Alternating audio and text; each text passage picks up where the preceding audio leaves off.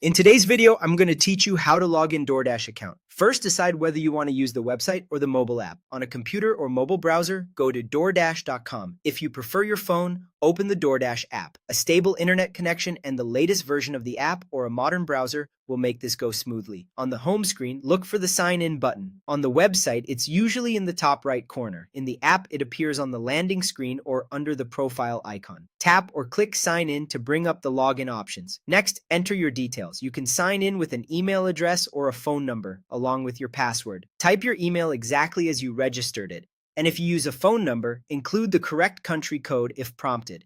Passwords are case sensitive, so double check capitalization and any special characters. If your device suggests autofill, make sure it's using the right account before confirming. Depending on what you see, you may be asked to choose a login method. You can continue with your email and password, or use a connected account like Google, Apple, or Facebook, or sign in with your phone number and a one-time code. Use the same method you originally used to create your DoorDash account to avoid duplicate profiles. If you pick a social login, confirm you're signed into the correct Google, Apple, or Facebook account on your device. If verification is required, enter the 6-digit code sent to your email or by SMS.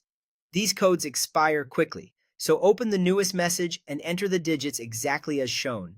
If you don't see the email, check your spam or promotions folder and make sure your phone can receive texts. You can request a new code if the first one times out.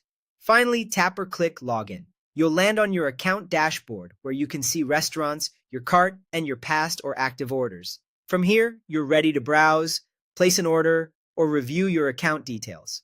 Quick tips as you finish. Keep your login credentials private, sign out on shared devices, and consider enabling device-level security like a passcode or biometric unlock for faster, safer access later.